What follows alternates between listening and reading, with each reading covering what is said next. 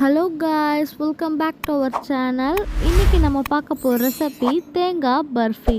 சரி வாங்க, இந்த சுவையான தேங்காய் பர்ஃபியை எப்படி பண்ணலான்னு இந்த வீடியோக்குள்ளே பார்க்கலாம். ஃபர்ஸ்ட் நான் தோல் சீவிட்டு தேங்காவை குட்டி குட்டியாக பீசஸாக கட் பண்ணி வச்சுருக்கேன். இப்போ இதை அரைச்சி எடுத்துக்கலாம். ரொம்ப நைஸாக அரைக்காதீங்க, லைட்டாக கொரப்பாக அரைச்சி வச்சுக்கோங்க. அதோ இந்த மாதிரி அரைச்சி வச்சுக்கோங்க. அதுக்கப்புறமா இப்போ தேங்காய் பர்ஃபி செய்கிறதுக்காக நான் இன்றைக்கி நான்ஸ்டிக் பேன் எடுத்திருக்கேன், அடி பிடிச்சிடக்கூடாதுன்றதுக்காக. அதில் 2 டேபிள் ஸ்பூன் நெய் விட்டுருக்கேன். அதுக்கப்புறமா நம்ம அரைச்சி வச்சுருக்க தேங்காவை அதில் ஆட் பண்ணிக்கோங்க. நான் இன்றைக்கி 2.5 கப் அளவுக்கு தேங்காய் சேர்த்துருக்கேன்.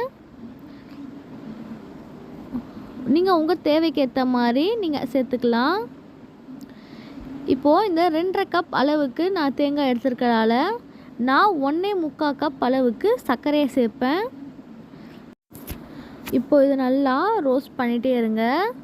அதுக்கப்புறமா நான் இப்போது ஒரு 4-5 போல் ஏலக்காவை எடுத்து இடித்து சேர்த்துருக்கேன்.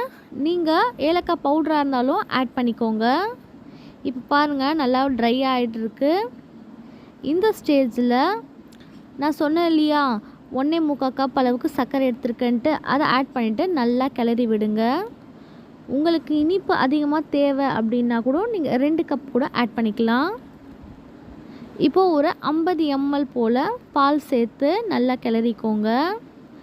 பால் சுவை உங்களுக்கு பிடிக்கும்னா ஆட் பண்ணிக்கோங்க, அப்படி இல்லைன்னா அதை அவாய்ட் பண்ணிக்கலாம். இப்போ பாருங்கள், சுகர் அண்ட் பால் சேர்ந்து இந்த கன்சிஸ்டன்சிக்கு வந்திருக்கு.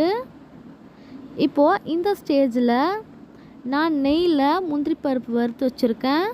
இப்போ அதையும் ஆட் பண்ணிக்கிறேன். அதை ஆட் பண்ணிவிட்டு ஒரு வாட்டி கிளறி விட்டுடலாம்.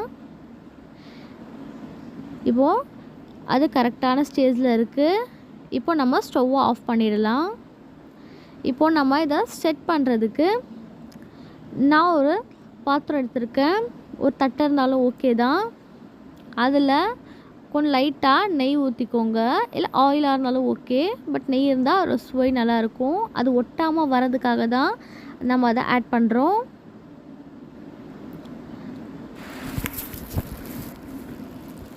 இப்போது நம்ம செஞ்சு வச்சுருக்க தேங்காய் பர்ஃபியை அதெல்லாம் செட் பண்ணுறதுக்காக போட்டிருக்கேன். இப்போது உங்கள் கரண்டி வச்சு நல்லா தட்டி கொடுங்க. இப்போது இந்த மாதிரி கரெக்டான ஒரு ஷேப்புக்கு நீங்கள் கொண்டு வந்துட்டிங்கன்னா அப்போ தான் ஸ்கொயர் ஷேப்பில் கட் பண்ணுறதுக்கு ஈஸியாக இருக்கும்.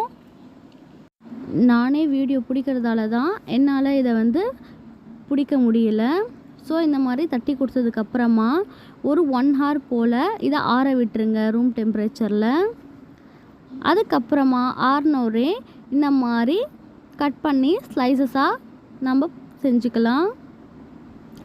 அவ்வளோதாங்க, சுவையான தேங்காய் பர்ஃபி ரெடி. நான் இதில் பால் சேர்த்துருக்கதால 2 to 3 days நம்ம இதை சாப்பிட்டுடலாம். பட் நீங்கள் பால் அவாய்ட் பண்ணிட்டீங்கன்னா 10 to 20 days கூட இது நல்லாயிருக்கும். நீங்களும் இதை வீட்டில் ட்ரை பண்ணி பார்த்துட்டு எப்படி இருந்துச்சுன்னு கமெண்ட் பண்ணுங்கள். மறக்காமல் ஜாஸ் கிச்சன் சேனலுக்கு சப்ஸ்கிரைப் பண்ணுங்கள். Thank you for